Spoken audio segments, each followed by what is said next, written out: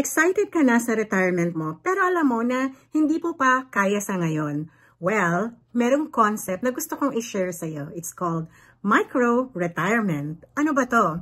Ito yung kahit nagtatrabaho ka o busy ka sa business mo, you take some time to take a break and live like a retiree. Micro-retiree. Ano ba ang ginagawa ng mga taong retired na? Diba? Madalas silang nagbabakasyon, they just go out for coffee, take a walk, kaya nilang mag-cruise, kaya nilang maglagalag lang sa kung saan. And they can do that for an extended period of time. Kaya mo ba yon? Pwede. Pwede naman. Kahit nagtatrabaho ka, subukan mo to. Kung day off mo, i-devote mo lang yung time mo for relaxation. Pwede kang mag-laundry sa umaga, pagkatapos mag-hiking ka na sa buong hapon. Pwede rin naman na kapag ang shift mo, evening pa, mag-sleep in ka muna, tapos mag-brunch kayo ng partner mo or ng spouse mo. Pwede yan. Isa pang ginagawa ng mga tao na retired na, they get involved in cost-oriented activities. For example, nagvo-volunteer sila sa church, sa community center.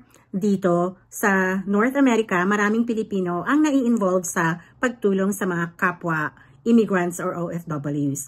Kailangan mo bang hintayin na mag-retire ka para magawa mo yan? Hindi naman.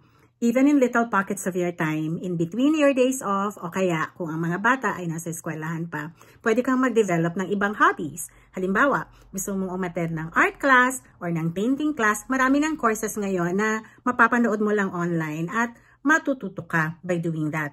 Ginagawa yan ng mga taong retired na. Kaya, huwag kang malungkot. Ang retirement, darating din yan. Sa ngayon, i-enjoy mo muna yung present para makabayad ng bills, para yung everyday living expenses mo, matugunan mo.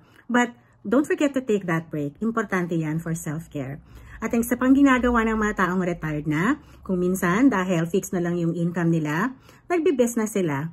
Alam mo yung advantage mo sa mga tao na retired na? Kung working ka pa, ngayon pwede ka nang mag-start mag-aral kung paano mag-online business. Matutulungan kita dyan. Mag-login ka sa website ko, www.momspiration.ca. At habang nagtatrabaho ka, naaaral mo na kung paano tong online business para pag time na retired ka na talaga, mag-flourish na yung business mo. You will not just be living the life of a micro-retiree, but you will live the life of a real retiree.